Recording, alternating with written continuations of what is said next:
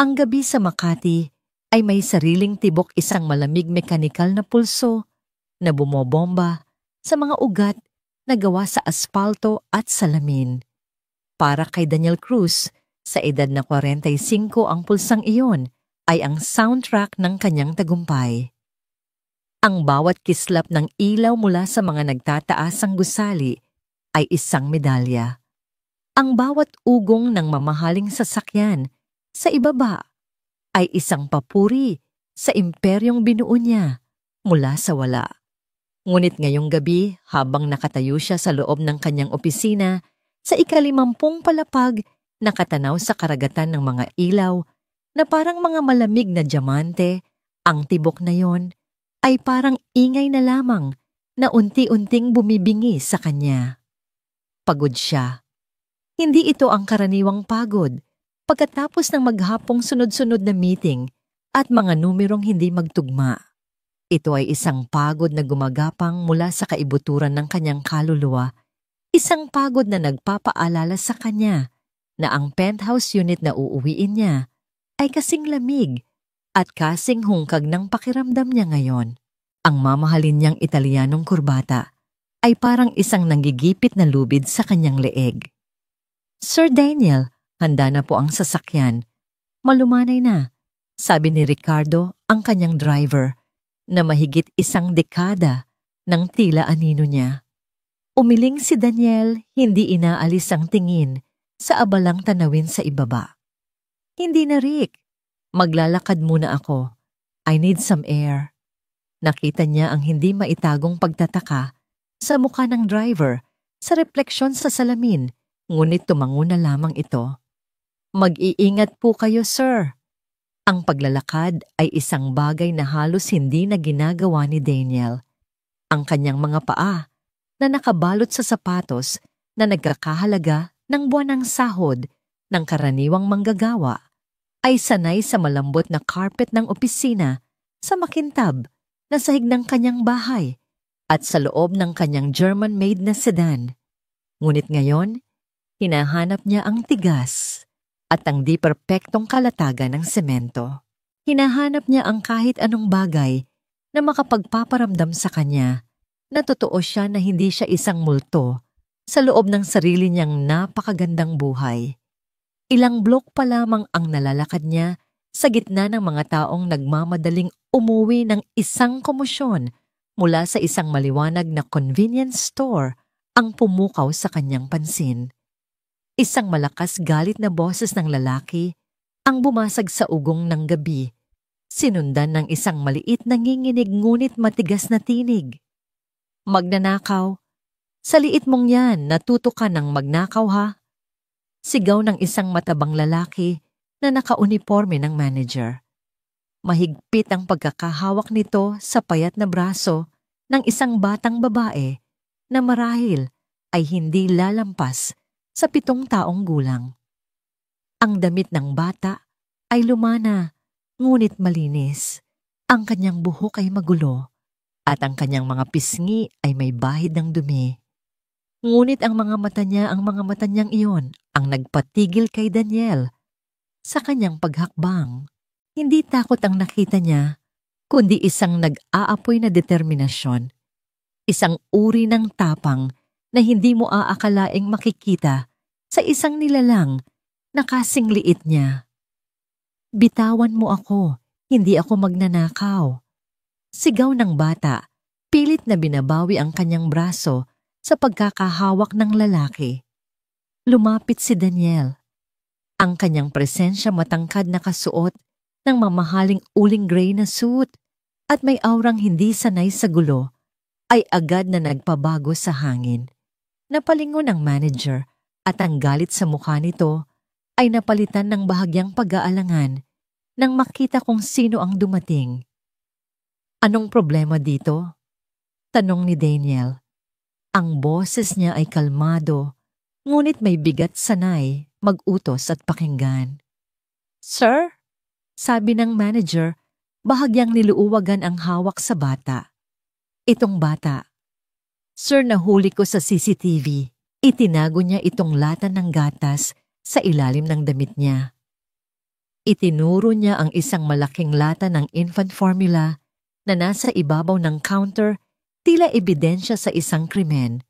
Hindi pinansin ni Daniel ang manager. Ang kanyang mga mata ay nakatuon sa bata.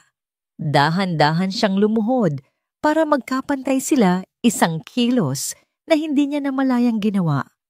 Totoo ba yon? Tumingin sa kanya ang bata, ang mga mata ay matigas pa rin, ngunit may bahid ng hiya.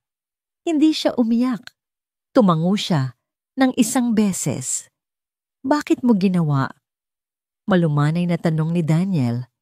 Isang buntong hininga ang kumawala sa munting dibdib ng bata. May lagnat po ang kapatid ko. Umiiyak po siya.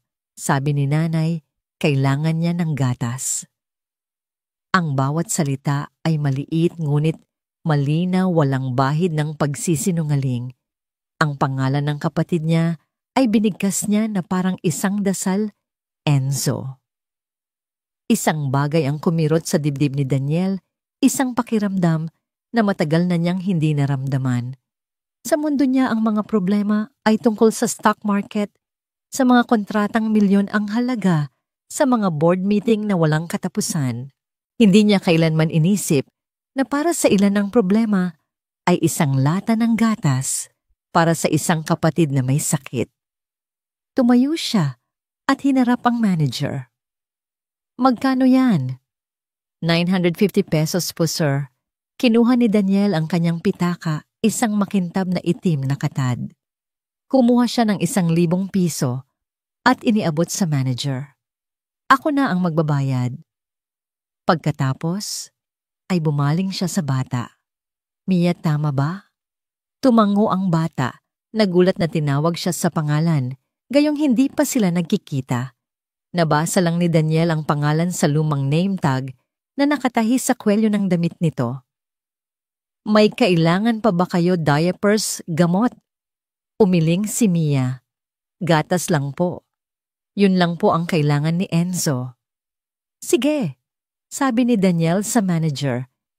Bigyan mo rin ako ng 1 pakete ng diapers at Calpol para sa lagnat ng bata.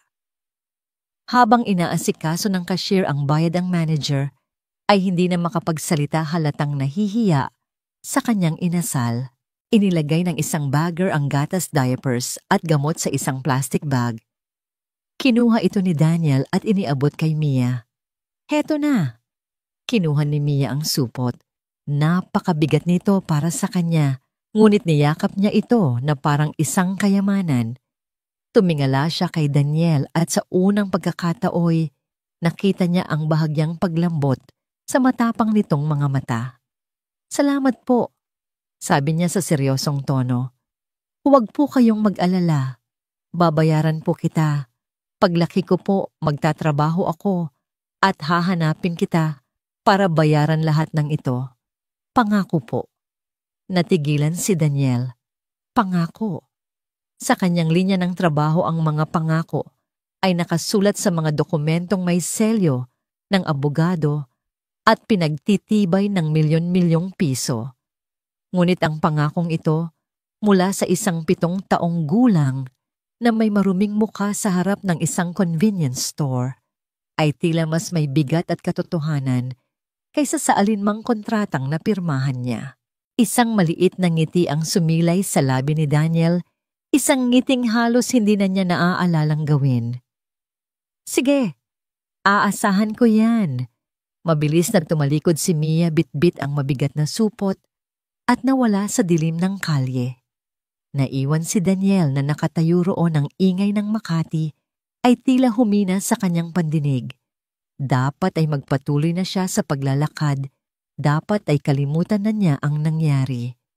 Isa lamang yon sa libo-libong kwento ng kahirapan sa syudad na ito. Ngunit hindi niya maalis sa isip niya ang mga mata ng bata. At ang pangako nito, isang impulse na hindi niya maintindihan ang nag-udyok sa kanya. Nagsimula siyang maglakad, hindi patungo sa kanyang penthouse, kundi sa direksyon kung saan tumakbo ang bata. Mula sa malayo maingat siyang sumunod. Ang maliwanag at malinis na bangketa ng Ayala Avenue ay dahan-dahang napalitan ng masikip at madilim na mga eskinita. Ang amoy ng mamahaling pabango mula sa mga butik ay napalitan ng amoy ng basurang hindi nakolekta at ng mabahong singaw mula sa isang estero sa di kalayuan. Ang mga sapatos niyang nagkakahalaga ng kotse ay tumatapak na ngayon sa basang lupa at mga nagkalat na bato.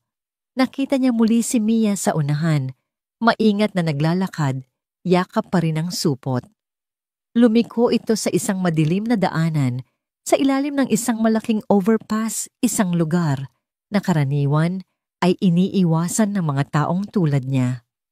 Walang ilaw dito, maliban sa dumadaan ng mga sasakyan sa itaas. Huminto si Daniel sa likod ng isang malaking poste. Ang puso niya'y biglang kumabog ng mas mabilis. Doon sa ilalim ng naglalakihang sementong istruktura, sa gitna ng mga anino, ay may nakatayo isang kanlungan na gawa sa pinagtagpi-tagping kartonyero at isang lumatpunit na tarpaulin. Isang maliit na gasera ang nagbibigay ng nanginginig na liwanag sa loob.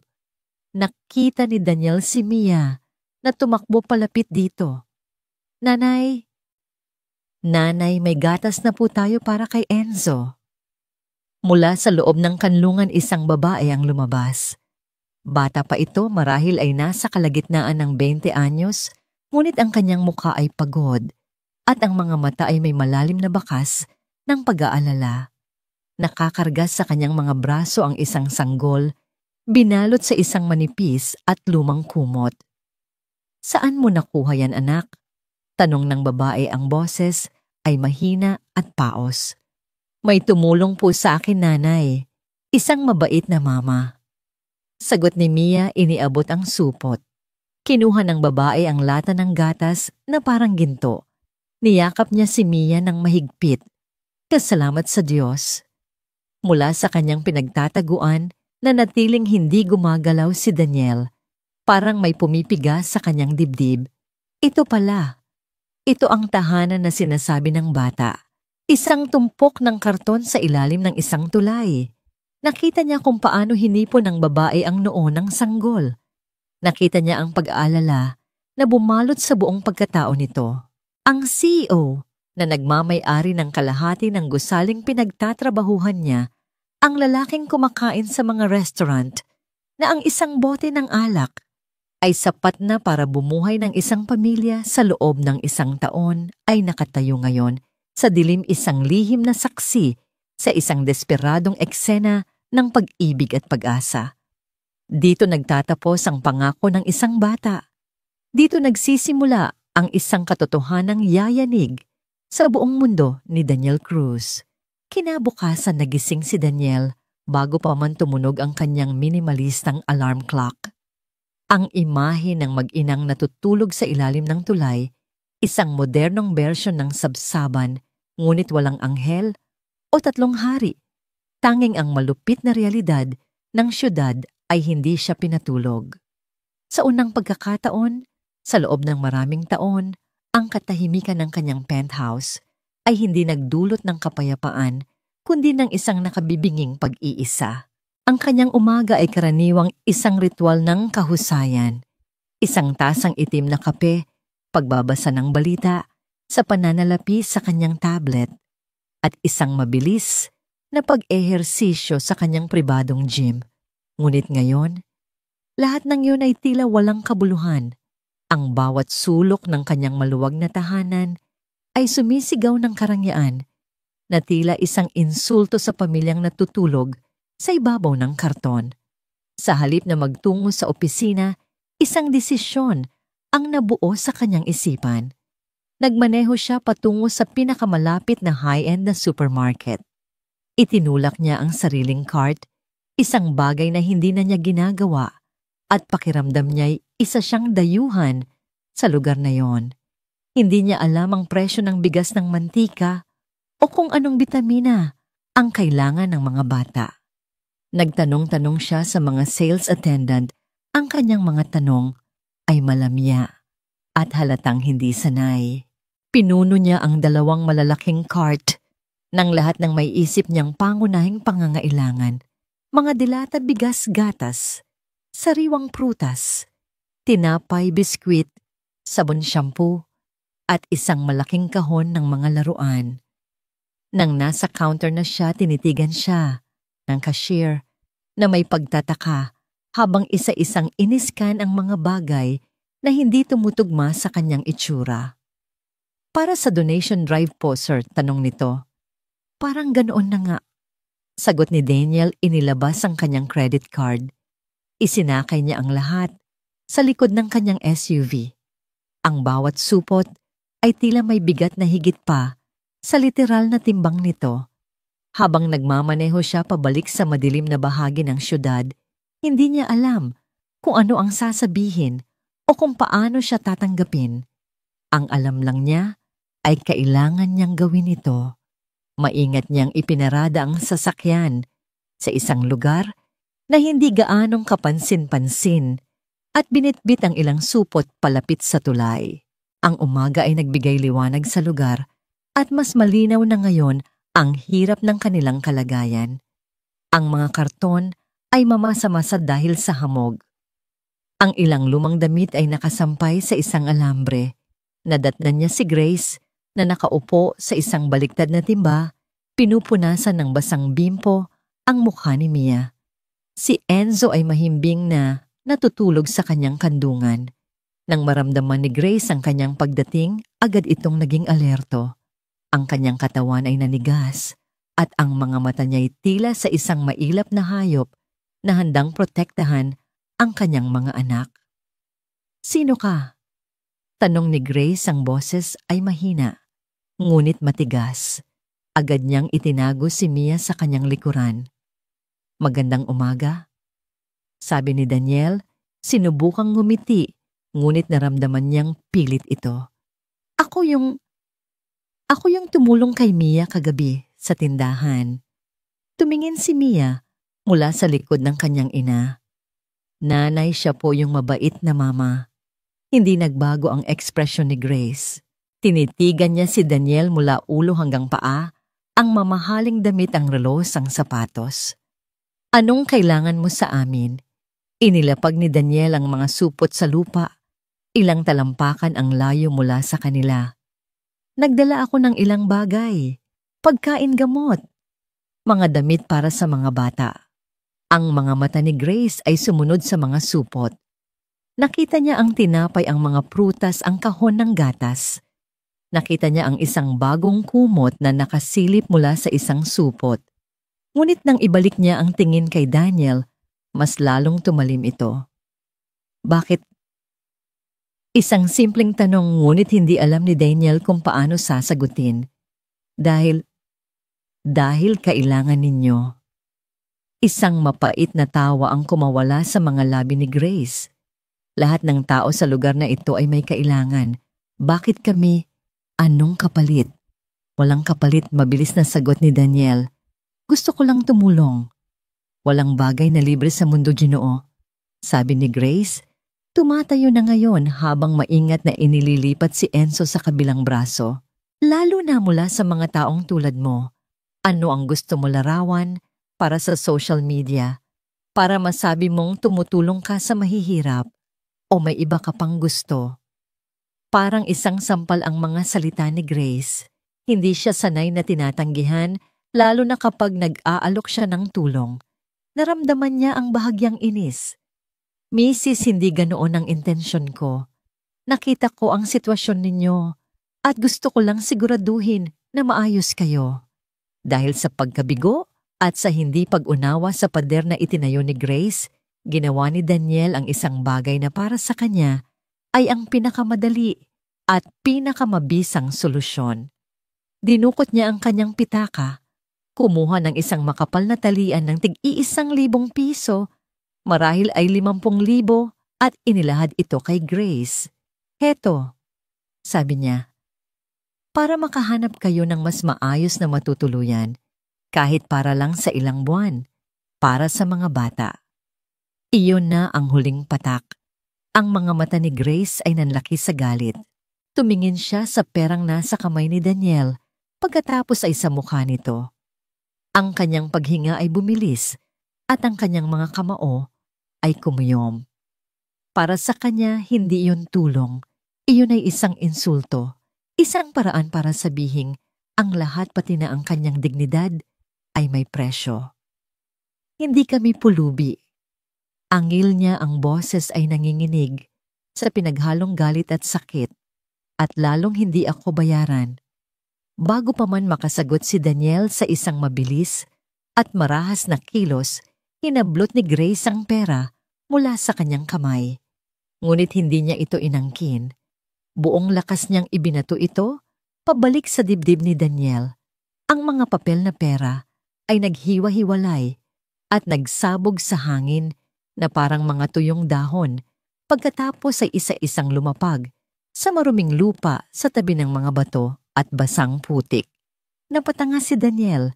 Nakatayo siyang parang isang estatwa, nakatingin sa perang simbolo ng kanyang kapangyarihan na ngayon ay nakakalat at walang halaga sa paanan niya.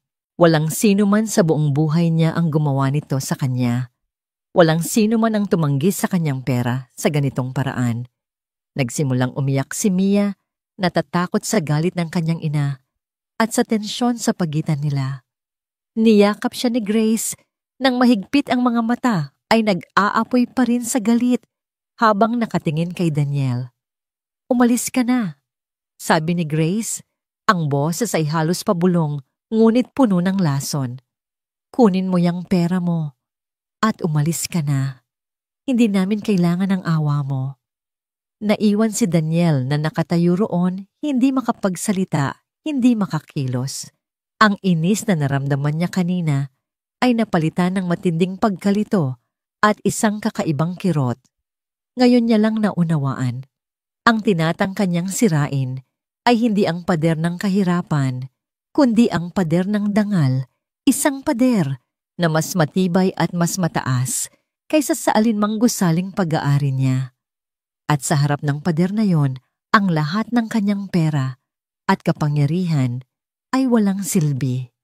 Hindi na bumalik sa opisina si Daniel.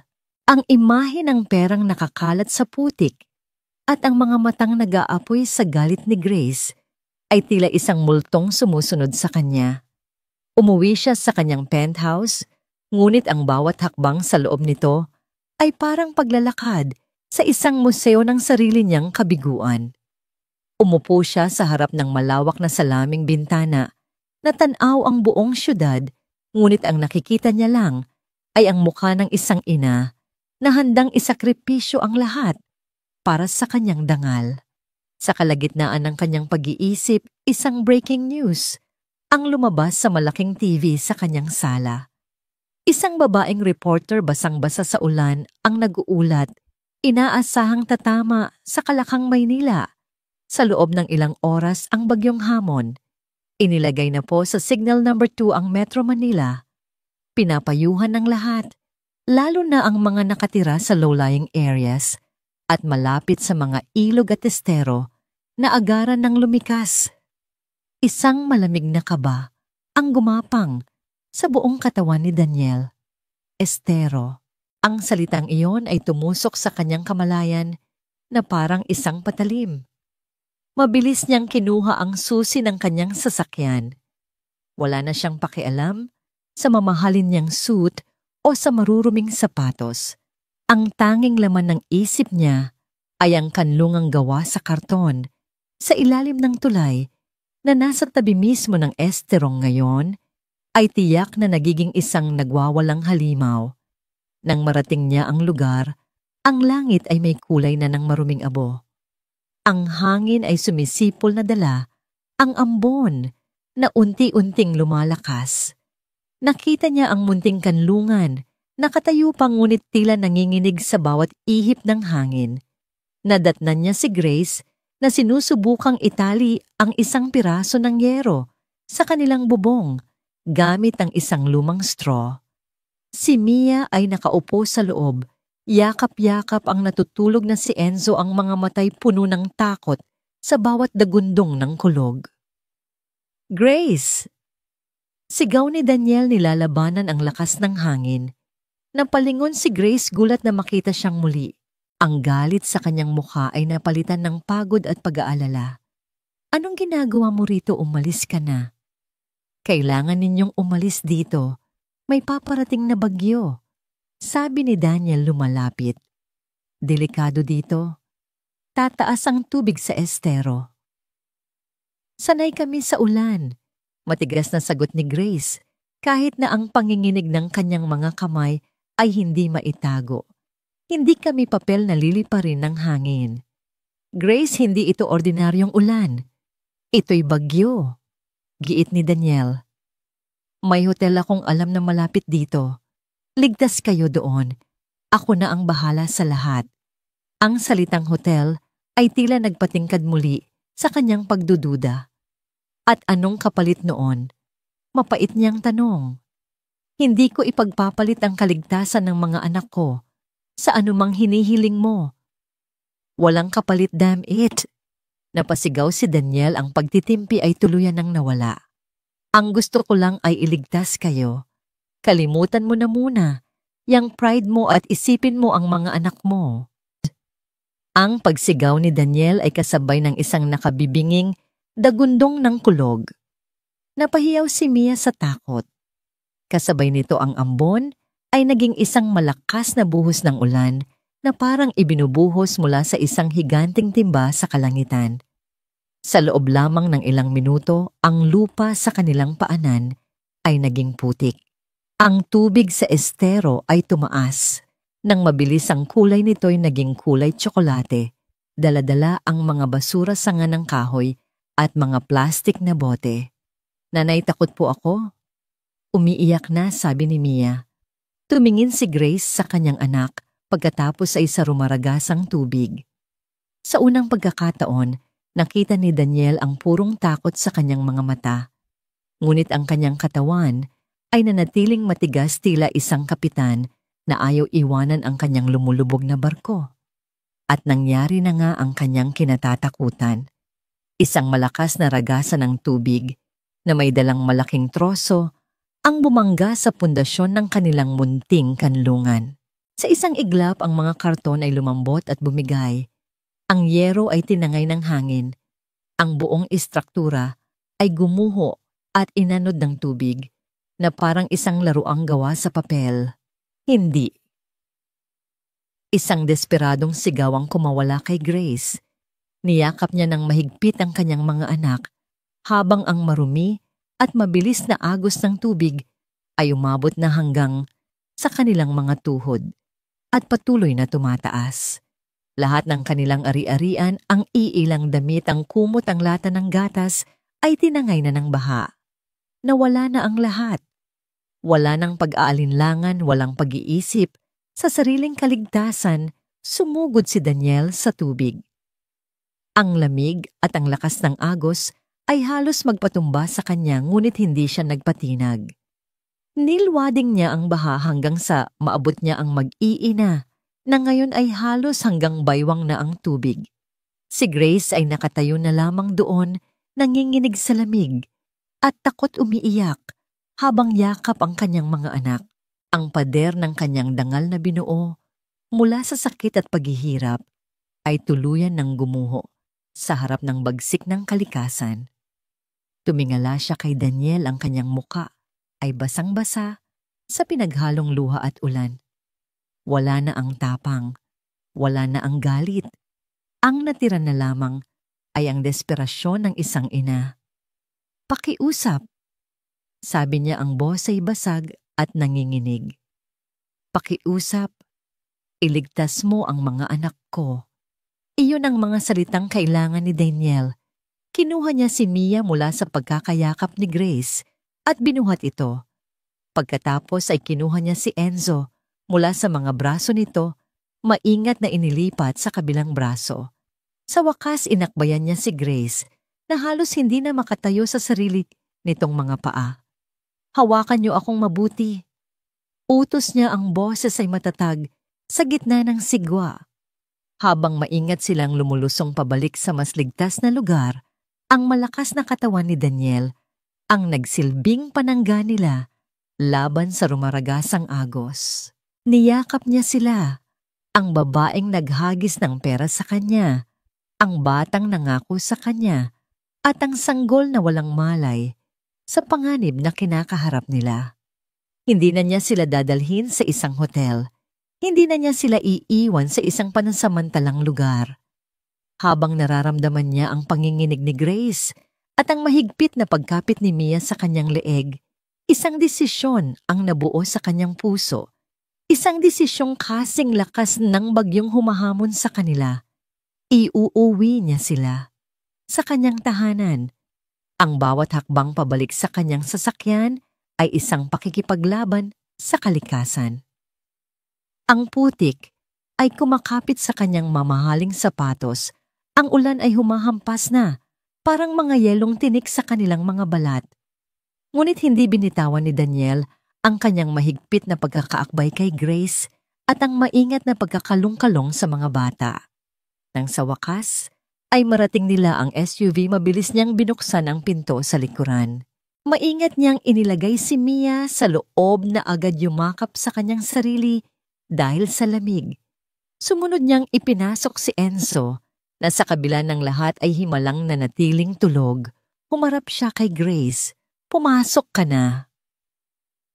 Nag-aalangan si Grace. Tumingin siya sa malinis at mamahaling leather na upuan. Pagkatapos ay sa sarili niyang basang-basa at maruming damit. Ito ay dalawang mundong hindi dapat maghalo. Ngunit isang malakas na ihip ng hangin ang nagpatumba sa kanya. At kung hindi dahil sa mabilis na pagsalo ni Daniel, maaaring bumagsak na siya. Grace, pumasok ka na. Ulit ni Daniel ang boses, ay mas malumanay na ngayon, ngunit may diin. Wala nang nagawa si Grace kundi sumunod. Pumasok siya sa loob, umupo sa gilid na gilid na parang natatakot na dumihan ang lahat. Isinara ni Daniel ang pinto na biglang pumutol sa ingay ng bagyo sa labas. Sa loob ng sasakyan, isang biglaang katahimikan ang bumalot sa kanila. Tanging ang tunog na lamang ng humihingal nilang paghinga at ang patak ng tubig mula sa kanilang mga damit ang maririnig. Pumasok si Daniel sa driver's seat, basang-basa rin, at agad na binuksan ang heater sa pinakamataas na antas. Ang mainit na hangin ay nagsimulang dumampi sa kanilang nanlalamig na mga balat. Habang binabagtas nila ang bahaing kalye ng Makati, walang nagsasalita. Nakatingin si Daniel sa daan, ngunit ang kanyang isip ay nasa mga pasahero niya sa likuran. Sa rearview mirror, nakita niya ang refleksyon nila, isang basag na pamilya na kinukupkop sa loob ng kanyang perpektong mundo. Si Grace ay tulala nakatingin sa labas, pero wala namang tunay na nakikita. Ang kanyang katatagan ay nawala na napalitan ng isang basag na kahinaan. Si Mia, sa sobrang pagod at takot, ay nakatulog sa balikat ng kanyang ina. Dumaan sila sa mga naglalakihang gate ng isang eksklusibong subdivision. Ang mga security guard na nakasilong sa kanilang guardhouse ay sumaludo kay Daniel, hindi pinapansin ang kakaibang itsura ng kanyang mga kasama. Ang bawat bahay na madaanan nila ay isang mansyon, napapaligiran ng perpektong gupit na damuhan at matataas na pader. Sa wakas, huminto sila sa harap ng isang bahay na mas malaki kaysa sa iba. Ito ay gawa sa salamin bakal at semento, isang obra maestra ng modernong arkitektura. Ang dambuhalang gate na bakal ay dahan-dahang bumukas na parang nagbibigay daan sa isang hari. Ipinasok ni Daniel ang sasakyan sa malawak na driveway at pinatay ang makina. Bumaba siya at pinagbuksan sila ng pinto. Nandito na tayo, sabi niya. Dahan-dahang iminulat ni Mia ang kanyang mga mata. Lumabas si Grace mula sa sasakyan, karga-karga pa rin si Enzo. At sa ilalim ng rumaragasang ulan, sa liwanag ng mga ilaw ng mansyon, tumingala silang lahat. Hindi ito isang tahanan, ito ay isang palasyo.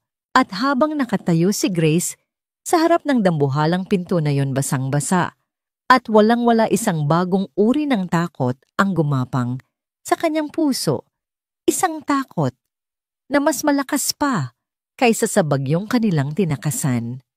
Dahil sa mga palasyo, alam niyang laging may mga halimaw na nag-aabang.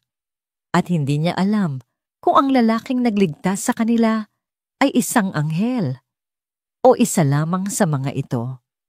Ang pagpasok sa loob ng bahay ni Daniel ay parang pagpasok sa isang ibang dimensyon. Ang marahas na tunog ng bagyo sa labas ay biglang napalitan ng isang malalim at payapang katahimikan. Walang bakas ng gulo dito, walang bahid ng putik o baha. Ang sahig ay gawa sa puting marmol na kumikinang na parang salamin at sa bawat tapak ng kanilang maruruming paa ay nag-iiwan sila ng bakas, isang paalala na hindi sila kabilang dito. Isang matandang babae na nakauniporme si Lourdes ang sumalubong sa kanila sa may pinto. Ang muka ay nagpapakita ng hindi maitagong pagkabigla. Siya ang kasambahay ni Daniel sa loob ng 20 taon at ngayon lang siya nakakita ng ganitong eksena. Diyos ko, Sir Daniel, anong nangyari sa inyo? Gulat na tanong ni Lourdes, ang mga matay lumilipat mula sa basang-basang amo papunta sa mag-iinang nanginginig sa likuran nito. Nagkaroon lang ng kaunting aberya sa labas manang. Kalmadong sagot ni Daniel. Pakihanda mo ang guest room sa itaas, yung pinakamalaki. Kumuha ka na rin ng mga tuwalya at mga damit na pwedeng maisuot. Kahit mga lumakong t-shirt at jogging pants, ayos na yon. Sige po, sir, sabi ni Lourdes, kahit halata ang pag-aalinlangan sa kanyang mukha. Humarap si Daniel kay Grace na nakatulala lamang sa gitna ng malawak na foyer. Ang atensyon nito ay nasa isang dambuhalang abstract na painting sa pader at sa isang modernong chandelier na nakabitin mula sa kisame na kasing taas ng 2 palapag. Si Mia naman ay napapanganga, ang mga matay umiikot na parang nasa loob ng isang theme park. Grace, malumanay na tawag ni Daniel. Sumunod kayo sa akin. Kailangan ninyong magpatuyo at magpainit. Parang isang robot na walang sariling isip, sumunod si Grace. Dinala sila ni Daniel sa isang maluwag na banyo sa ibaba na mas malaki pa sa buong kanlungan nila sa ilalim ng tulay. Mayroon itong salaming shower enclosure, isang malaking bathtub at mga gintong gripo. Gamitin niyo muna ito, sabi ni Daniel. May mainit na tubig. Iiwan ko ang mga damit sa labas ng pinto. Pagkasabi nito, tumalikod na siya para bigyan sila ng privacy. Sa loob ng banyo, parang takot hawakan ni Grace ang kahit ano. Ang lahat ay napakalinis, napakabango. Pinunasan niya si Mia at Enzo gamit ang malambot at maputing tuwalya na iniwan ni Lourdes. Binihisan niya sila ng mga damit na kahit malalaki ay tuyo at malinis. Nang siya na lang ang natira, tumayo siya sa harap ng malaking salamin. Ang nakita niya ay isang babaeng pagod marumi at basang-basa, isang estranghero sa loob ng isang palasyo. Sa unang pagkakataon, naramdaman niya ang matinding hiya. Nang makalabas sila, inabutan sila ni Lourdes ng mainit na sopas sa maliit na dining area sa tabi ng kusina. Tahimik na kumain si Mia, ngunit si Grace ay halos hindi magalawang pagkain. Ang bawat subo ay tila isang tinik sa kanyang lalamunan. Si Lourdes, sa halip na magpakita ng paghusga, ay ngumiti ng malumanay. Kumain na po kayo, ma'am, para magkalaman ang sikmura nyo, sabi ng matanda. Huwag po kayong mag-alala. Mabait na tao si Sir Daniel. May dahilan kung bakit niya kayo dinala dito. Ang mga salita ni Lourdes ay nagbigay ng kaunting ginhawa kay Grace, ngunit ang pader sa kanyang puso ay naroon pa rin. Kinagabihan, dinala sila ni Daniel sa guest room. Ito ay isang silid na may sariling sala, banyo at isang balkonaheng tanaw ang malawak na hardin. Ang kama ay king-sized at napapalibutan ng malalambot na unan at makapal na kumot. Napahiga si Mia dito at nagpagulong-gulong sa tuwa. Wow, nanay! Ang lambot. Parang ulap. Sa unang pagkakataon sa buong araw, isang maliit na ngiti ang sumilay sa labi ni Grace. Magpahinga na kayo, sabi ni Daniel mula sa may pinto. Kung may kailangan kayo, nandito lang ako sa kabilang kwarto. Bukas na tayo mag-usap. Nang gabing iyon, habang mahimbing na natutulog ang kanyang mga anak, sa malambot na kama, hindi makatulog si Grace. Tumayo siya sa tabi ng malaking bintana at pinanood ang mga huling patak ng ulan na dumadaloy sa salamin. Ang lahat ay parang isang panaginip, isang magandang panaginip na alam niyang maglalaho rin pagsikat ng araw. Hindi sila para dito. At habang tinititigan niya ang refleksyon ng sarili sa bintana, isang tanong ang paulit, ulit sa kanyang isipan. Bakit? Ano nga ba talaga ang gusto ng lalaking ito? Ang mga sumunod na araw ay puno ng nakakailang na pagsasama. Si Daniel ay pumapasok sa opisina, ngunit umuuwi ng mas maaga kaysa dati. Sinubukan niyang kausapin si Grace, ngunit ang mga sagot nito ay laging maikli at formal. Si Mia naman ay unti-unting nagiging komportable. Sa tulong ni Manang Lourdes, natuklasan niya ang isang silid na puno ng mga lumang laruan, mga laruan ng mga pamangkin ni Daniel na hindi na bumibisita. Si Lourdes ang naging tulay sa pagitan ng dalawang mundo. Siya ang nagbibigay ng mga damit kay Grace na hindi mukhang hand-me-down siya ang nagluluto ng mga pagkaing alam niyang magugustuhan ng mga bata. At siya ang nagbibigay ng mga payo kay Grace nang hindi nanghihimasok. Isang hapon 3 araw pagkatapos ng bagyo, nagpasya si Daniel na huwag nang pumasok. Gusto niyang subukang basagin ang yelo sa pagitan nila ni Grace. Naabutan niya ito sa kusina, tinutulungan si Lourdes na magbalat ng patatas. Grace, pwede ba tayong mag-usap? Tanong niya. Tumango si Grace at sumunod sa kanya sa sala. Hindi kayo pwedeng manatili dito habang buhay. Simula ni Daniel, isang katotohanang pareho nilang alam. Pero hindi rin kayo pwedeng bumalik sa ilalim ng tulay. Ang inaalok ko ay, hindi na niya natapos ang kanyang sasabihin.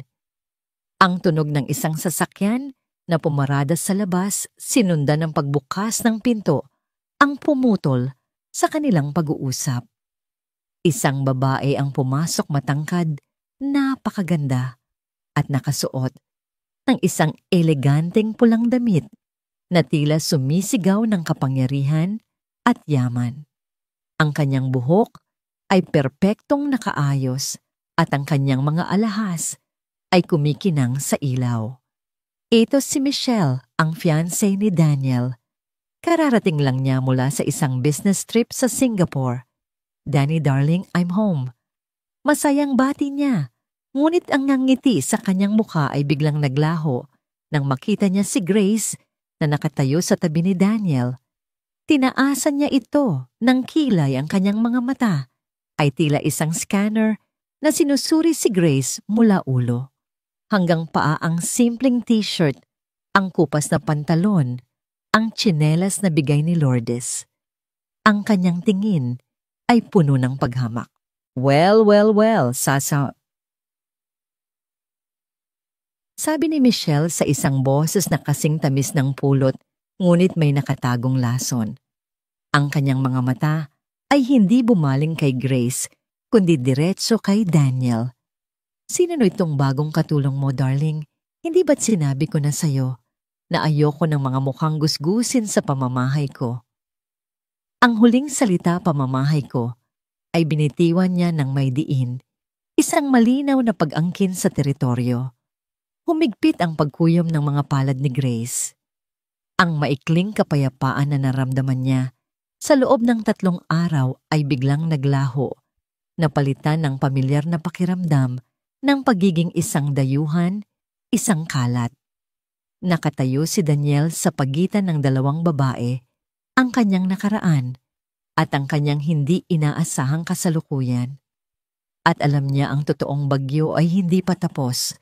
Sa katunayan, ito'y nagsisimula pa lamang.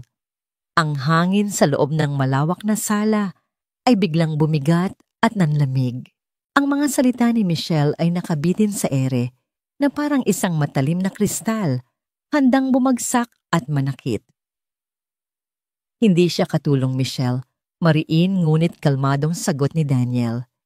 Ang kanyang katawan ay bahagyang humarang kay Grace, isang kilos ng proteksyon na hindi nakaligtas sa matalas na mata ni Michelle. Siya si Grace at ang mga anak niya. Dito muna sila titira. Isang sarkastikong tawa ang kumawala sa perpektong pulang labi ni Michelle. Ibinaba niya ang kanyang mamahaling Hermes bag sa isang silya na parang isang reynang inilalapag ang kanyang setro. Dito. Sa bahay na ito, nagpapatawa ka ba, Dani? Anong charity institution na ba ito ngayon? Hindi mo ba nakikita ang itsura niya? Baka may dala pa yang sakit. Michelle, tumigil ka na. Babala ni Daniel, ang boses ay may bahid na ng galit. Ngunit hindi nakinig si Michelle. Ang kanyang atensyon ay tuluyan ng natuon kay Grace. Nilapitan niya ito, iniikutan na parang isang buwitreng sinusuri ang kanyang biktima. So, anong kwento mo, Missy? Paano mo nagawang lukohin ang mapapangasawa ko? Magaling ka sigurong umarte na kaawa-awa, no? Ginamit mo pa ang mga anak mo. Bawat salita ay isang karayom na tumutusok sa pagkatao ni Grace. Nanatili siyang tahimik, ang mga kamay ay nakakuyom sa kanyang tagiliran. Ayaw niyang gumawa ng eksena. Ayaw niyang bigyan ng dahilan si Daniel para pagsisihan ng pagtulong sa kanila. Ngunit ang apoy sa kanyang dibdib ay nagsisimula ng mag-alab. I said stop it. Sigaw ni Daniel, hahawakan na sana sa braso si Michelle, ngunit mabilis itong umiwas. Huwag mo akong hahawakan, Daniel.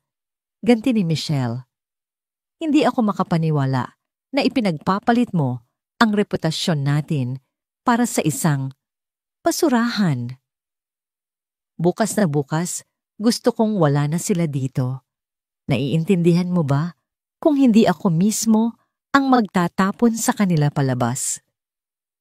Sa mga sumunod na araw, tinupad ni Michelle ang kanyang banta. Hindi niya pisikal na sinaktan si Grace, ngunit ang kanyang mga pamamaraan ay mas masakit pa. Ito ay isang digmaang psikolohikal. Kapag nagluluto si Grace, biglang papasok si Michelle sa kusina at sasabihing, "Manang Lourdes, pakidisinfect nga ang buong kusina." Hindi natin alam kung anong germs ang kumakalat. Kapag nakikita niyang naglalaro si Mia sa sala, sasabihin niya ng malakas, "Naku, baka magasgasan ang Italian marble floors. Napakamahal pa naman yan." Minsan narinig ni Grace na kausap ni Michelle ang isa sa mga kaibigan nito sa telepono. Sinadya nitong lakasan ang boses. "Oo, girl. May mga pulubi ditong pinatira si Danny. Nakakadiri. I feel so unsafe. Baka mamaya magnanakaw pa pala." Si Grace, sa tulong ni Manang Lourdes, ay tinitiis ang lahat. Nagkukulong siya sa kwarto kasama ang mga anak. Lumalabas lang siya para kumain kapag sigurado siyang wala si Michelle. Ngunit ang bawat araw ay isang pasakit. Nararamdaman niyang unti-unti siyang sinasakal sa loob ng napakagandang hawlang iyon. Ang breaking point ay dumating isang hapon. Nag-iisang naglalaro si Mia sa isang sulok ng sala. Gamit ang ilang piraso ng papel at isang lumang krayola na ibinigay ni Manang Lourdes, masaya siyang gumuguhit. Ito ang una niyang obra maestra. Sa loob ng bahay, isang larawan ng 4 na tao, isang mataas na lalaki, isang babae, isang batang babae, at isang sanggol na magkakahawak kamay sa harap ng isang malaking bahay. Sa ilalim nakasulat sa paunti-unting letra, "Ang bagong bahay namin." Dumating si Michelle, dadala ang isang kopita. Red wine. Nakita niya ang drawing ni Mia na nakapatong sa isang mamahaling coffee table book. "What is this trash?" Sabi niya, kinuha ang papel. "Sino ang nagsabing pwede mong dumihan ng mga gamit ko? Wag po, sigaw ni Mia. Drawing ko po yan. Ngunit hindi nakinig si Michelle. Sa harap mismo ni Mia, kinuyumos niya ang papel at walang awang itinapon sa sahig. Ngunit hindi pa siya nakontento. Sa isang kilos na puno ng kalupitan, sinadya niyang itapon ang natitirang red wine sa ibabaw ng nakuyumos na papel na lumikha ng isang malaking mantsa na parang dugo. Ang tunog ng paghikbi ni Mia ay parang isang bombang sumabog sa tainga ni Grace na kararating lang mula sa kusina. Nakita niya ang lahat, ang umiiyak niyang anak, ang winasak na drawing at si Michelle na nakatayo roon na may isang mapang-asar na ngiti. Sa sandaling iyon nawala ang lahat ng kanyang pagtitimpi. Hayop ka, sabi ni Grace, ang boses ay kalmado ngunit puno ng panganib. What did you just call me? Taas kilay na tanong ni Michelle, tila nasiyahan na sa wakas ay nakuha niya ang reaksyon na gusto niya. Sabi ko, hayop ka ulit ni Grace, dahan-dahang lumalapit. Ang kanyang mga mata ay nag-aapoy. Pwede mo akong tapak-tapakan. Pwede mo akong alipustahin. Pwede mong sabihin lahat ng masasakit na salita. Pero sa oras na saktan mo ang anak ko, hindi niya tinapos ang pangungusap. Oras na saktan ko ang anak mo, ano? Hamon ni Michelle. Anong gagawin ng isang basurerang tulad mo iiyak magsusumbong kay Daniel? Itinaas niya ang kanyang kamay, handang sampalin si Grace. Heto ang bagay sa'yo. Ngunit mas mabilis si Grace. Bago pa man dumapo ang palad ni Michelle, sa kanyang mukha dinampot ni Grace ang isang pitsel ng malamig na tubig mula sa isang side table. At sa isang mabilis desididong kilos, ibinuhos niya ang buong laman nito sa mukha at katawan ni Michelle. Splash! Ang malamig na tubig ay dumaloy sa perpektong ayos na buhok ni Michelle, sa kanyang mamahaling makeup at sa kanyang pulang damit na ngayon ay dumidikit sa kanyang katawan na parang basahan. Napatanga si Michelle. Nanlaki ang kanyang mga mata sa gulat at hindi makapaniwala. Para siyang isang pusang biglang naligo. Pagkatapos ng ilang segundo ng katahimikan, isang nakabibinging sigaw ang kumawala sa kanya. What are you, bitch? Sa gitna ng kanyang pagsisigaw, bumukas ang pinto. Pumasok si Daniel, kararating lang mula sa opisina. Natigilan siya sa eksenang kanyang naabutan si Grace, nakatayo na parang isang mandirigma, ang mga matay nag-aapoy. Si Mia umiiyak sa isang sulok, at ang kanyang fiancé, si Michelle, basang-basa, nanginginig sa galit at mukhang isang halimaw na handang pumatay. Tumingin si Michelle kay Daniel, ang kanyang mukha ay nagbabaga sa galit. Itinuro niya si Grace gamit ang isang nanginginig na daliri. Pumili ka, Daniel. Sigaw niya, ang boses ay parang isang latigo. It's either me or this fucking slut. Ang ultimatum ay binitiwan na. Ang linya ay iginuhit na sa buhangin. At ang katahimikan na sumunod ay mas mabigat kaysa sa alinmang sigaw. Ang katahimikan na naiwan sa pag-alis ni Michelle ay mas nakakabingi kaysa sa kanyang mga sigaw. Si Daniel ay nakatayo na parang isang estatwa, ang kanyang muka ay isang blangkong maskara na nagtatago ng nagngangalit na emosyon sa loob. Si Grace naman ay nanatiling hindi gumagalaw ang kamay, ay mahigpit na nakahawak sa pitsel na ngayon ay wala ng laman. Ang tanging maririnig lamang ay ang mahinang paghikbi ni Mia mula sa sulok. Dahan-dahang lumakad si Daniel patungo kay Mia. Lumuhod siya at niyakap ang bata. Tahan na, Mia. Tahan na.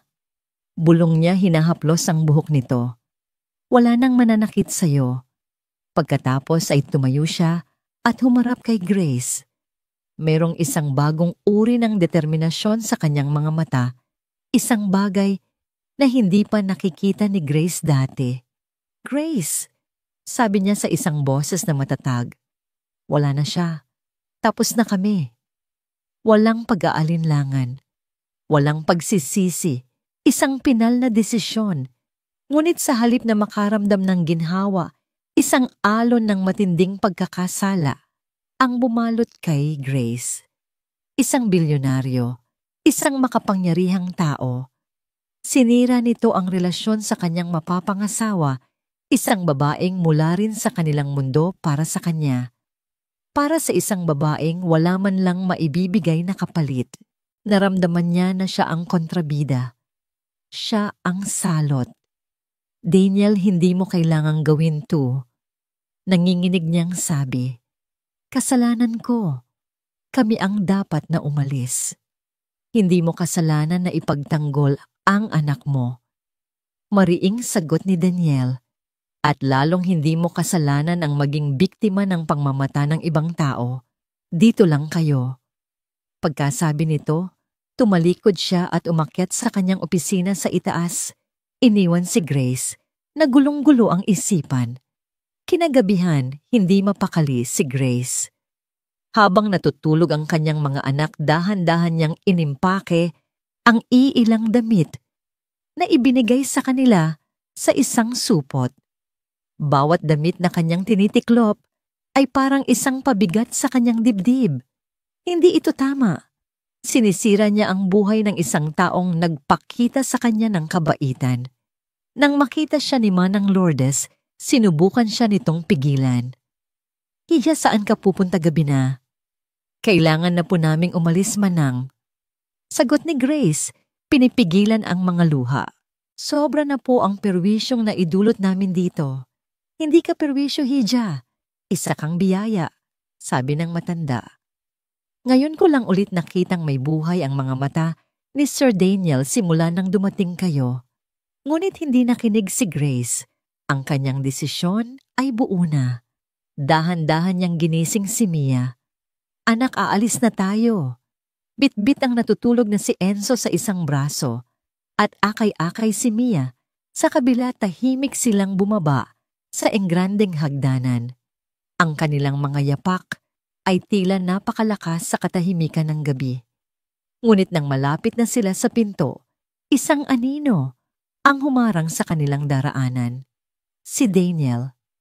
Nakatayo siya doon, nakasuot lang ng puting t-shirt at pajama pants. Ang kanyang mukha ay nagpapakita ng sakit at hindi makapaniwala. Saan kayo pupunta, Grace? Tanong niya, ang boses ay mahina. Aalis na kami, Daniel. Matigas na sagot ni Grace, hindi tumitingin sa kanyang mga mata. Salamat sa lahat. Bakit? Tanong ni Daniel lumalapit. Dahil ba sa nangyari kanina, sinabi ko na sa'yo tapos na yon. Hindi lang yon, sabi ni Grace. Sa wakas ay tumingin na sa kanya, ang mga matay puno ng luha. Sinira ko ang buhay mo, ang relasyon mo. Tingnan mo kami, Daniel. Hindi kami nababagay dito. Isa lang kaming gulo na pumasok sa perpekto mong mundo. Perpekto. Isang mapait na tawa ang kumawala kay Daniel. Walang perpekto sa buhay ko, Grace. Ang totoo, bago kayo dumating, wala ngang buhay dito. Huwag mo akong kaawaan. Sigaw ni Grace. Hindi ko kailangan ng awa mo. Hanap ka na lang ng ibang charity case na tutulungan mo. Hindi ito awa. Sigaw pabalik ni Daniel, ang kanyang pagtitimpi ay tuluyan ng nawasak. Ang kanyang boses ay umalingaw-ngaw sa buong kabahayan, puno ng sakit at desperasyon na matagal na niyang kinikimkim. Hindi mo ba naiintindihan? Sa loob ng 10 taon, ano sa tingin mo ang ginagawa ko sa bahay na ito? Umuuwi ako, gabi-gabi sa katahimikan. Kumakain ako mag-isa sa isang mesa na para sa 12 tao. Walang tumatawag sa telepono ko, maliban sa mga kliyente.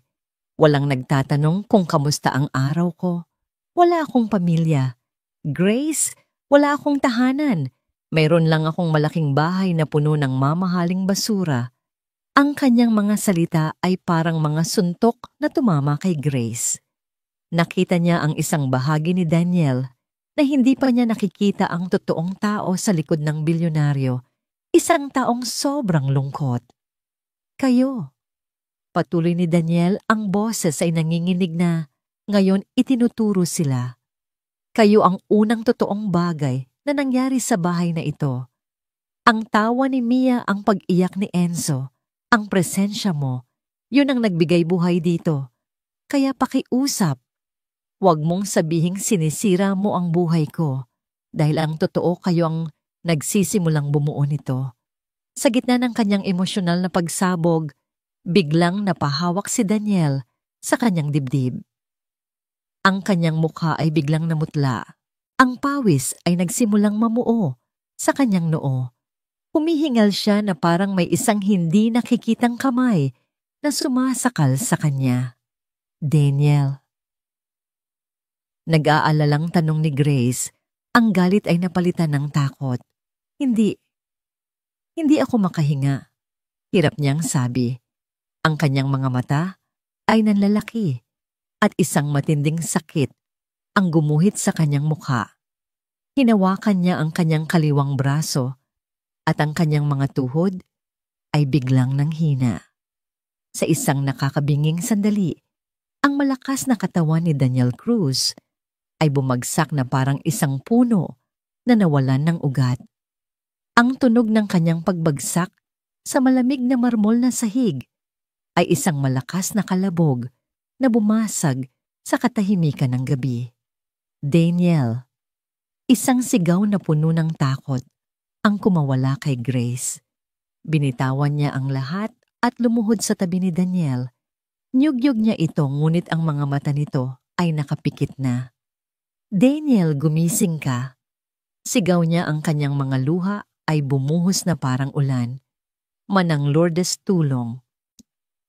Lumabas si Mia mula sa kanyang pinagtataguan sa likod ng hagdanan, umiiyak sa takot. Nanay, anong nangyayari kay Tito Daniel? Kinuha ni Grace ang telepono. Sa kanyang bulsa ang mga daliri nanginginig habang nagdadial ng numero ng emergency. Habang hinihintay ang sagot, niyakap niya ang walang malay na si Daniel. Ang lahat ng pader na itinayo niya sa kanyang puso, ang lahat ng galit at pagdududa ay gumuho sa isang iglap. Ang natira na lamang ay isang katotohanang hindi na niya kayang itanggi. Daniel, gumising ka. Pakiusap. Bulong niya sa dibdib nito. Huwag mo kaming iwan. Pakiusap. Huwag mo kaming iwan. Ang mga ilaw sa emergency room ng St. Luke's Medical Center ay nakakasilaw at walang awa. Bawat tunog ang mahinang beep ng mga makina, ang mabilis na yabag ng mga nurse, ang pabulong na usapan ng mga doktor ay parang isang martilyong pumupukpok sa kaba sa dibdib ni Grace. Nakaupo siya sa isang malamig na upuan sa labas, yakap-yakap si Enzo, habang si Mia ay nakasandal sa kanya tulog dahil sa pagod at takot. Si Manang Lourdes ay palakad-lakad, ang mga kamay ay magkasalikop sa panalangin. Ilang oras na ang lumipas na parang isang walang katapusang gabi. Para kay Grace, ang bawat minutong paghihintay ay isang parusa. Paulit-ulit na naglalaro sa kanyang isipan ang mga huling salita ni Daniel, ang kanyang desperadong pag-amin ng sakit sa kanyang mga mata at ang nakakakilabot na tunog ng kanyang pagbagsak. Ang bigat ng pagkakasala ay parang isang dambuhalang bato na nakadagan sa kanyang puso. Kasalanan ko to. Kung hindi ako nakipagtalo, kung umalis na lang sana ako ng tahimik. Sa wakas, isang doktor na may pagod na muka ang lumabas mula sa mga swing door. Pamilya po ni Mr. Daniel Cruz. Kami po. Mabilis na sagot ni Grace, tumatayo ang puso niya'y halos umakyat sa kanyang lalamunan. Mild heart attack, sabi ng doktor. Mabuti na lang at nadala ninyo siya agad dito. He's stable now, but he needs complete rest. Ang sanhi ay kombinasyon ng matinding stress at fatigue. He's been pushing himself too hard for a long time. Isang buntong hininga ng ginhawa ang kumawala sa lahat. Naluha si Manang Lourdes sa pasasalamat. Pwede po ba namin siyang makita? Tanong ni Grace. Yes, but only for a few minutes. He's heavily sedated. Iniwan ni Grace ang mga bata kay Manang Lourdes at pumasok sa private room. Ang amoy ng antiseptiko ay tumagos sa kanyang ilong.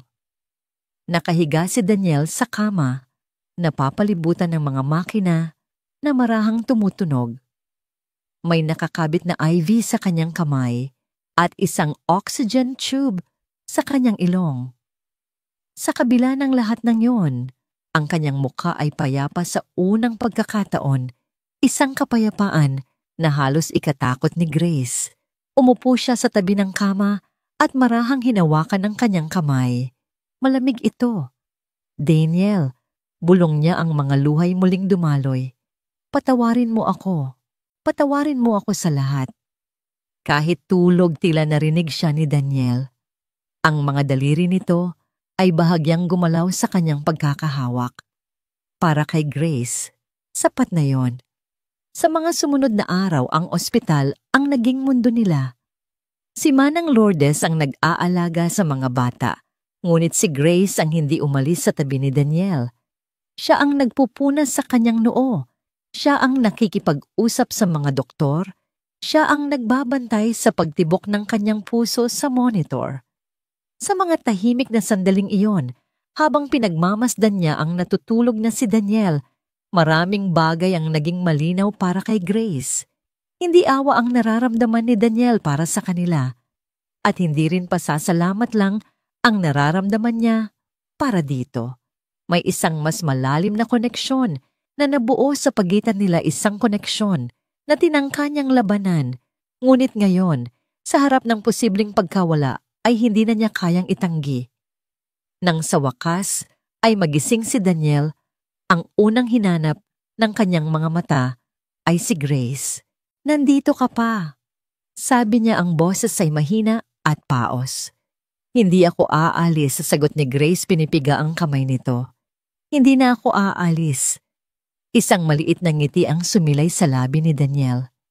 Good. Ang paggaling ni Daniel ay mabilis. Ang presensya ni Grace at ang araw-araw na pagbisita ng mga bata ang nagsilbing pinakamabisang gamot. Si Mia ay nagdadala ng mga drawing para idikit sa pader ng kwarto. Si Enzo na karga-karga ni Manang Lourdes ay tumatawa sa tuwing nakikita si Daniel. Ang sterile na silid ng ospital ay unti-unting napuno ng buhay. Pagkatapos ng isang linggo, pinayagan na siyang umuwi. Ang pagbabalik sa bahay ay ibang-iba na. Wala na ang bigat, wala na ang pag-aalinlangan. Pumasok sila, hindi bilang isang bilyonaryo, at ang kanyang mga tinutulungan, kundi bilang isang pamilya na sumusubok bumangon mula sa isang pagsubok. Inalagaan ni Grace si Daniel. Ipinagluto niya ito ng mga masusustansyang pagkain. Tiniyak niyang iniinom nito ang kanyang mga gamot sa tamang oras. Inilayo niya sa kanya ang anumang bagay na may kinalaman sa trabaho. Si Daniel naman sa unang pagkakataon ay natutong magpahinga. Natutong i-enjoy ang mga simpleng bagay, ang panunood ng cartoons. Kasama si Mia ang paglalaro kay Enzo sa hardin, ang tahimik na pag-inom ng tsa, kasama si Grace sa veranda tuwing hapon.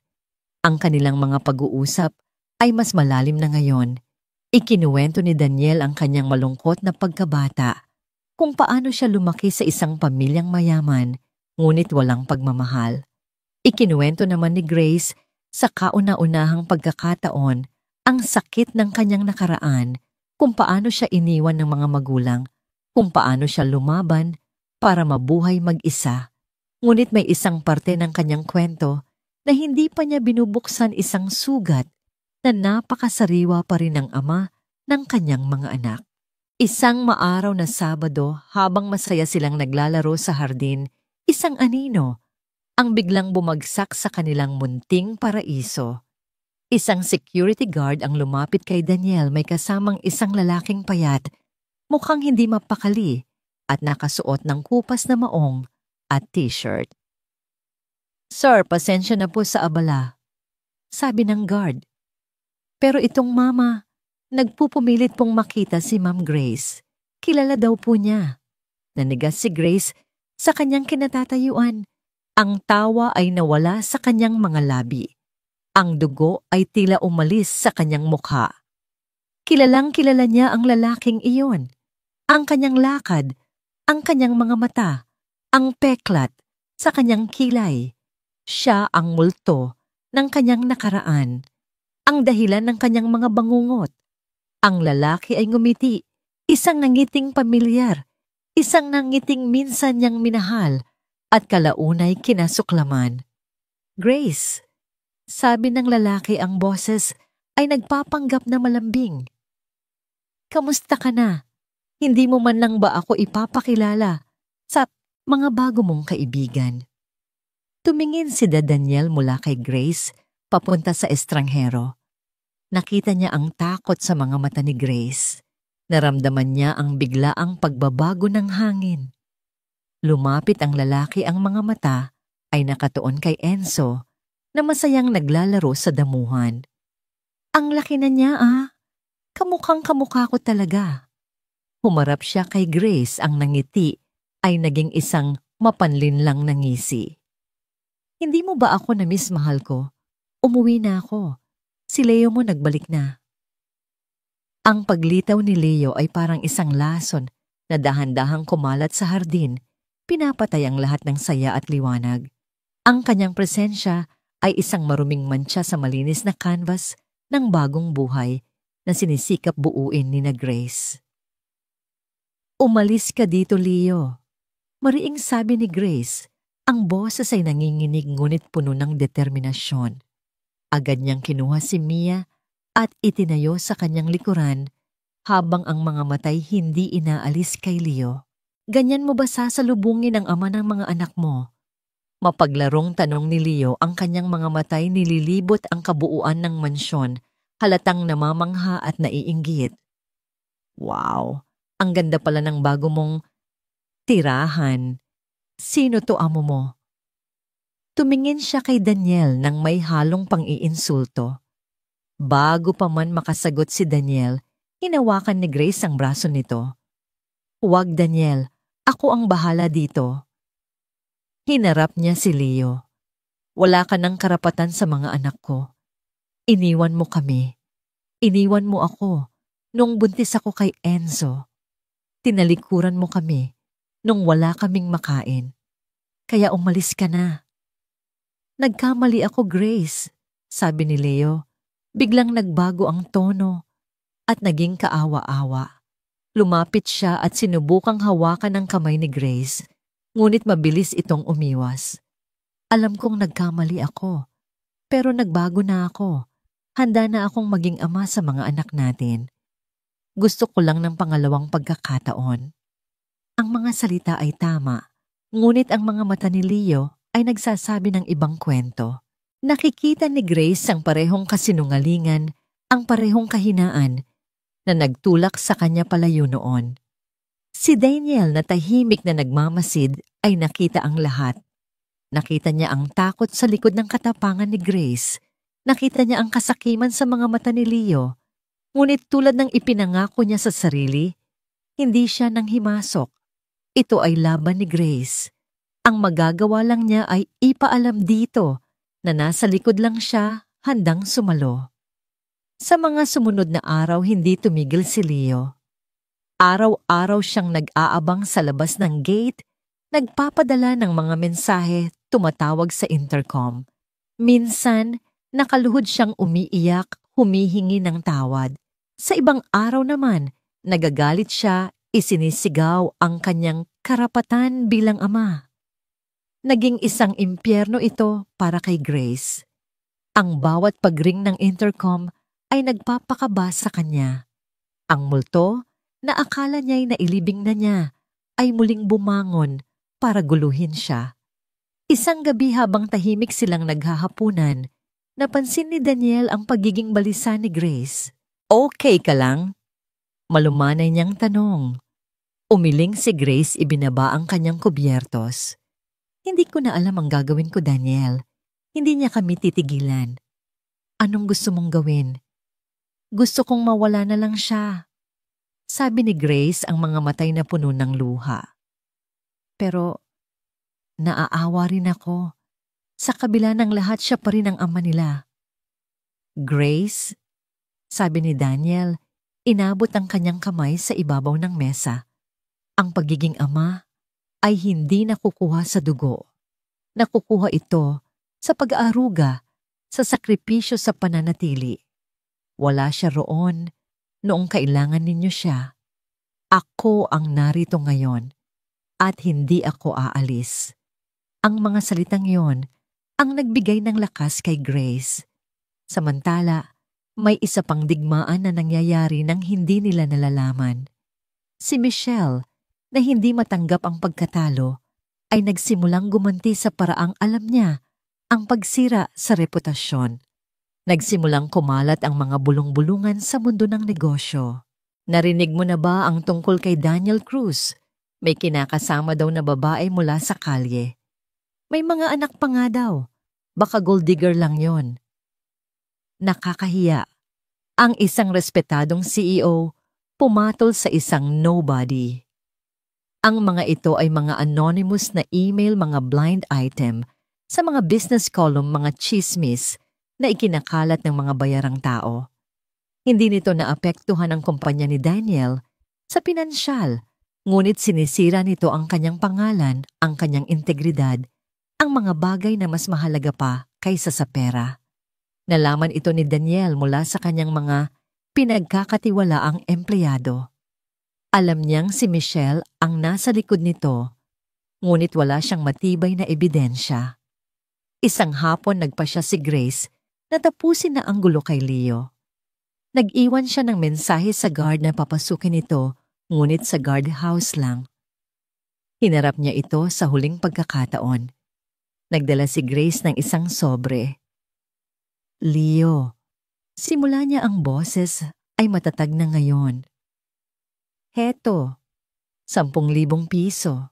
Iyan lang ang kaya kong ibigay. Kunin mo to at gamitin mo para magsimula ng bagong buhay.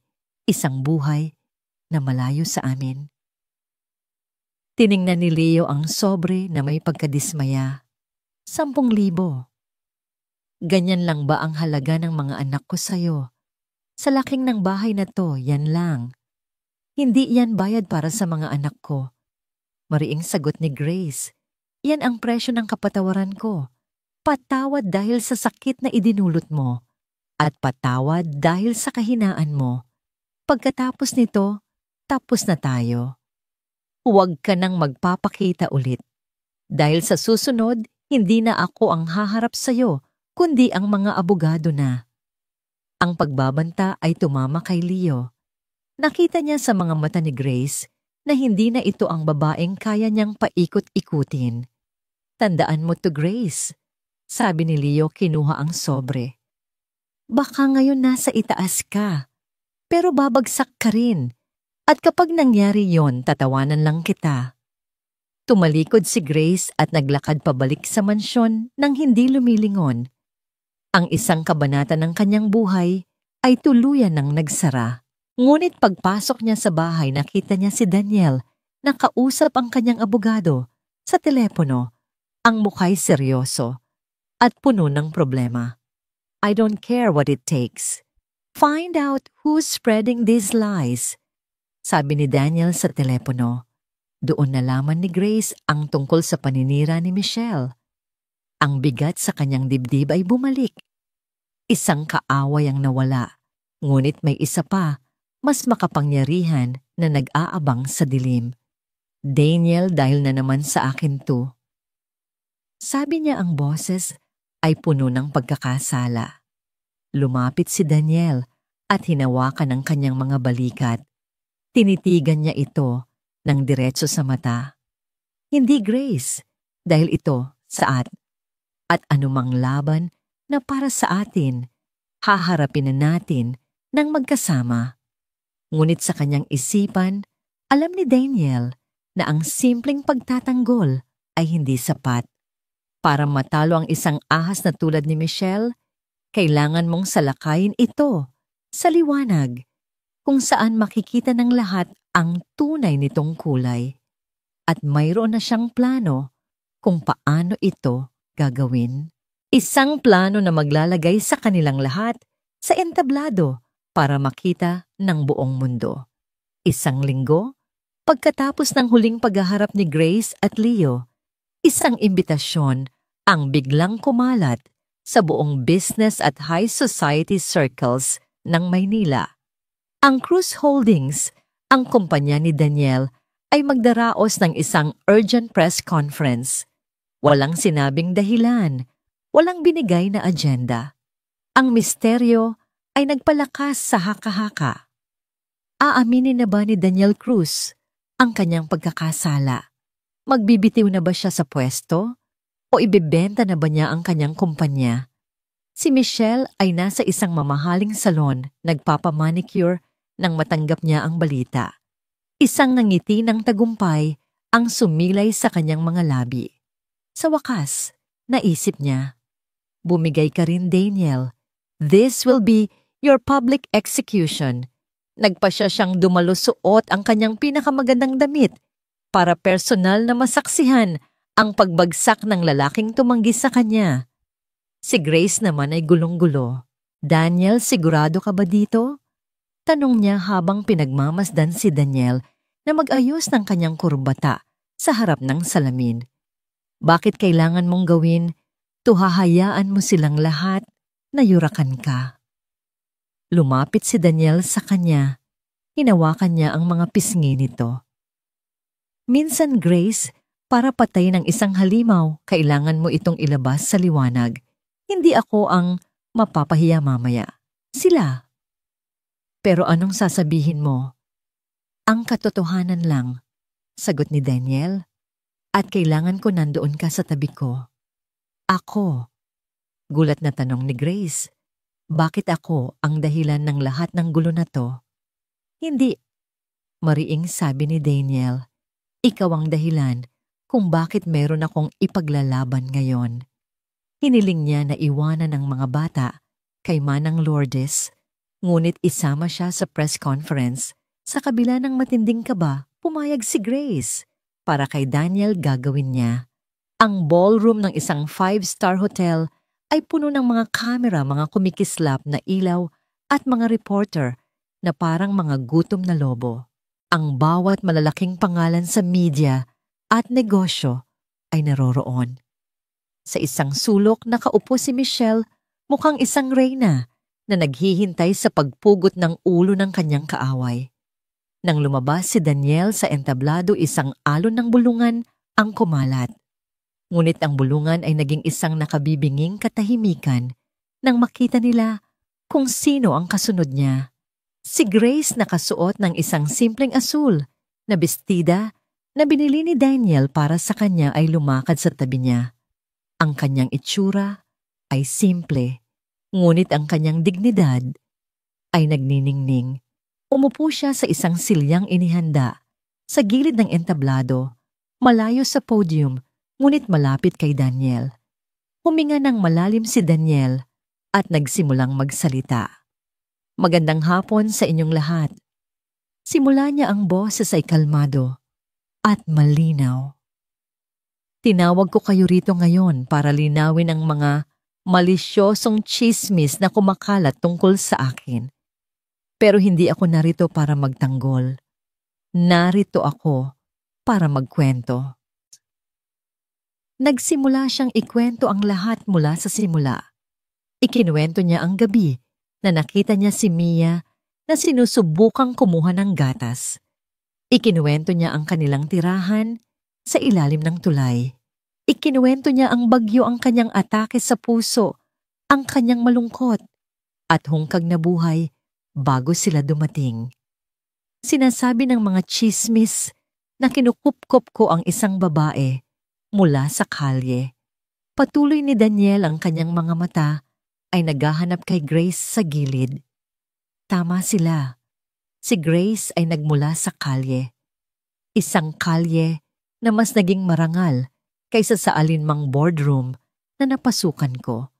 Dahil sa kalyeng iyon, natutunan niyang lumaban magmahal at protektahan ang kanyang mga anak nang walang inaasahang tulong mula kaninuman.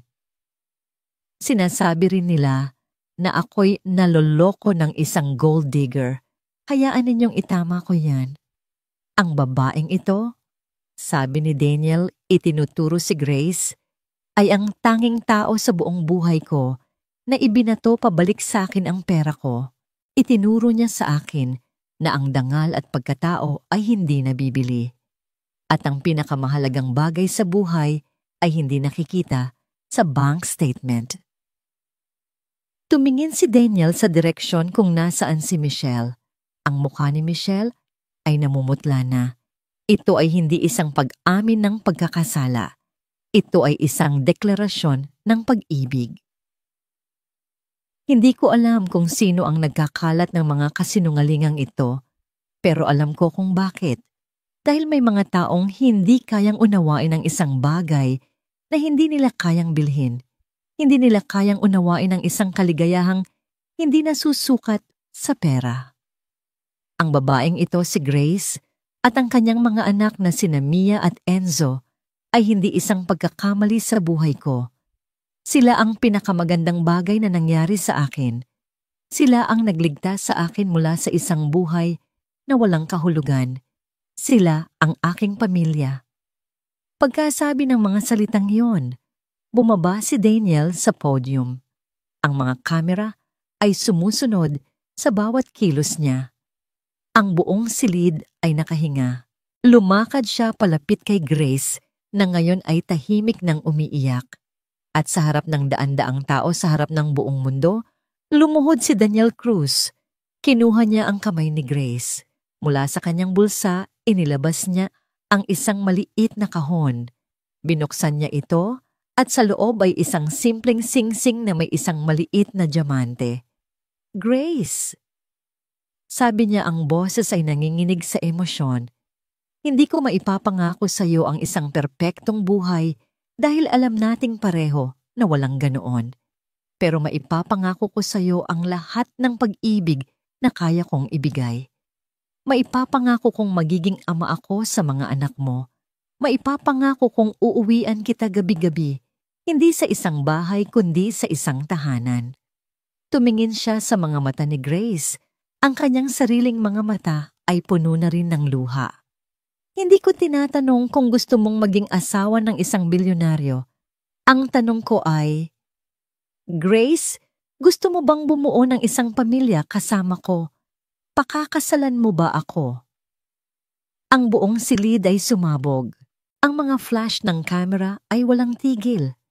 Ngunit para kay Grace ang lahat ng ingay ay naglaho.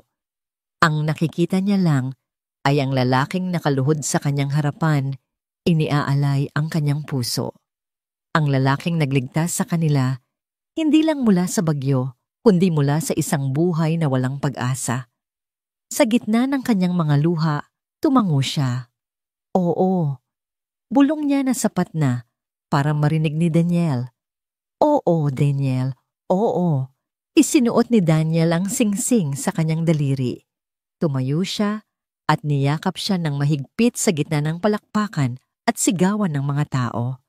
Sa isang sulok tahimik na tumayo si Michelle at umalis ang kanyang mukha ay nababalot ng pagkatalo at kahihiyan. Ang kanyang lason ay hindi gumana. Bagkus ito pa ang naging gamot na nagpatibay sa pag-iibigan na sinubukan niyang wasakin.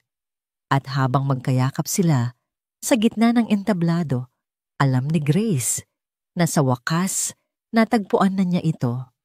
Hindi ang bahay na gawa sa semento at salamin, kundi ang tahanan. At ito ay nasa mga bisig ng lalaking nagturo sa kanya kung paano muling magtiwala. 1 taon ang lumipas. Ang umaga sa mansyon ng mga Cruz ay hindi na nagsisimula sa isang nakabibinging katahimikan, kundi sa isang masayang kaguluhan. Ang amoy ng kape ay nahahaluan na ngayon ng amoy ng mainit na tsokolate at sinangag. Ang makintab na sahig na marmol ay mayroon ng ilang maliliit na gasgas mula sa mga laruang kotse at mga paang tumatakbo. Ang dating malamig na bahay ay isa ng tunay na tahanan. Sa gitna ng lahat ng ito ay si Daniel. Nakasuot siya hindi ng mamahaling suit, kundi ng isang simpleng apron na may cartoon character na idinikit ni Mia. Siya ang naghahanda ng almusal, isang bagay na dati hindi niya kailanman naisip na gagawin. Ngayon sanay na siyang gumawa ng champorado na tamang-tama ang tamis at lapot. Papa. Isang maliit na boses ang tumawag. Napangiti si Daniel nang makita si Enzo na ngayon ay isang bibong 2-year-old na tumatakbo palapit sa kanya. Ang mga bisig ay nakaunat. Binuhat niya ang bata at hinalikan sa pisngi. "Good morning, champion," bati ni Daniel. "Gutom ka na ba, tsokolate?" Sigaw ni Enzo. Itinuturo ang kaldero. Pumasok si Grace sa kusina. Dala-dala ang isang basket ng mga bagong pitas na kamatis mula sa hardin na siya mismo ang nag-alaga. Ang dating takot at pag-aalinlangan sa kanyang mga mata ay napalitan na ng isang kumpiyansa at kislap ng kaligayahan. Lumapit siya kay Daniel at hinalikan ito sa labi. "Good morning, mahal," sabi niya. "Mukhang masarap yang niluluto mo baka talunin mo na ako." Hindi pa rin natatawang sagot ni Daniel. Ang sayo pa rin ang the best. Ang kanilang pagsasama ay isang sayaw ng pag-unawa at pagmamahal. Natuto si Daniel na maging present na iwanan ang trabaho sa opisina. Natuto naman si Grace na tanggapin ang pag-aaruga, na maniwala na karapat-dapat siya sa lahat ng kabutihang natatanggap niya. Pumasok si Mia, suot na ang kanyang school uniform, dala-dala ang kanyang bag. "Good morning, Papa. Good morning, Nanay." "Good morning, Princess," bati ni Daniel. "Halika na, kain na tayo." Habang kumakain sila, ang mesa ay napuno ng kwentuhan at tawanan. Nagkwento si Mia tungkol sa kanyang project sa school. Ikinuwento ni Enzo kung paano niya hinabol ang kanilang bagong alagang pusa. At si Daniel at Grace ay nagpalitan lang ng mga tinging puno ng pasasalamat para sa simpleng umagang ito. Pagkatapos ng almusal, si Daniel na ang naghatid kay Mia sa eskwela. Ito na ang kanilang naging ritual, ang kanilang espesyal na Papa and Mia time. Habang nasa biyahe, biglang nagsalita si Mia mula sa likurang upuan. "Papa, pwede po akong magtanong?" "Siyempre naman, Princess. Kahit ano." "Malungkot ka po ba bago kami dumating?" Natigilan si Daniel sa tanong. Tiningnan niya si Mia sa rearview mirror. Ang mga mata ng bata ay seryoso at puno ng pag-uusisa. Huminga siya ng malalim. "Oo, anak," tapat niyang sagot. "Sobra. Akala ko noon kapag mayaman ka, kapag marami kang pera at malaki ang bahay mo, masaya ka na. Pero mali pala ako. Kasi ang bahay ko noon walang laman, walang tawanan, walang amoy ng champorado, walang gumigising sa akin sa umaga. Pero ngayon po," isang malawak na ngiti ang gumuhit sa mukha ni Daniel. "Ngayon ako na ang pinakamasayang tao sa buong mundo. Mas masaya pa po sa may-ari ng Jollibee." Natawa si Daniel. "Oo, anak. Mas masaya pa sa may-ari ng Jollibee." Nang makarating sila sa eskwelahan, hinalikan ni Mia si Daniel sa pisngi bago bumaba. "I love you, Papa. Kasi po ikaw ang nagbigay ng kulay sa drawing namin." Ang mga salitang yon ay tumatak sa puso ni Daniel habang pauwi siya. Kinahapunan umuwi si Daniel mula sa opisina nang mas maaga tulad ng lagi. Pagbukas niya ng pinto, hindi nakatahimikan ang sumalubong sa kanya.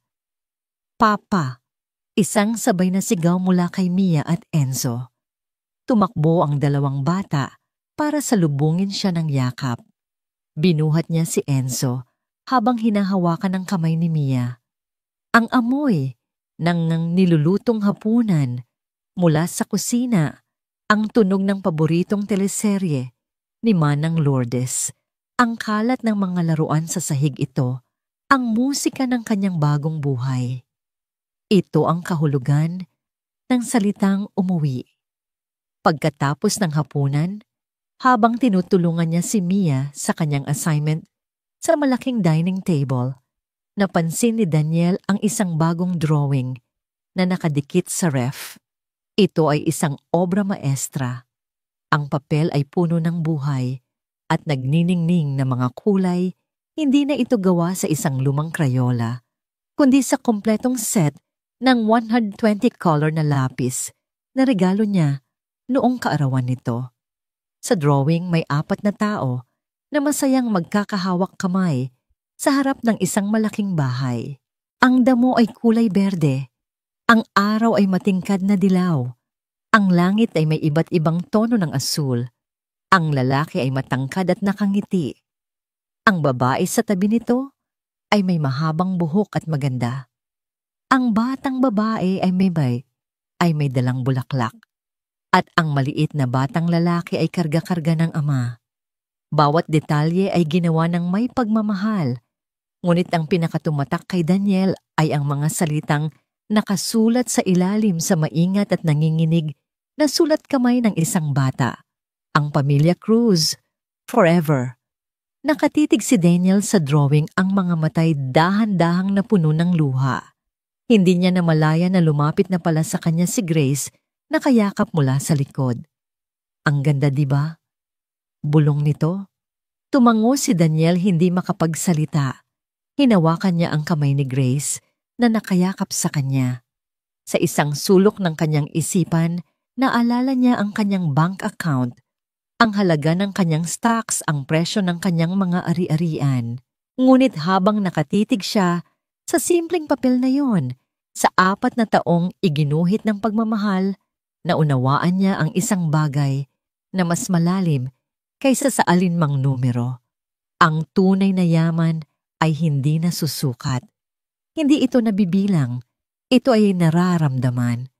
At sa sandaling iyon, habang yakap siya ng kanyang asawa, at sa di kalayuan ay naglalaro ang kanyang mga anak, naramdaman ni Daniel Cruz na siya walang duda ang pinakamayamang tao sa buong mundo.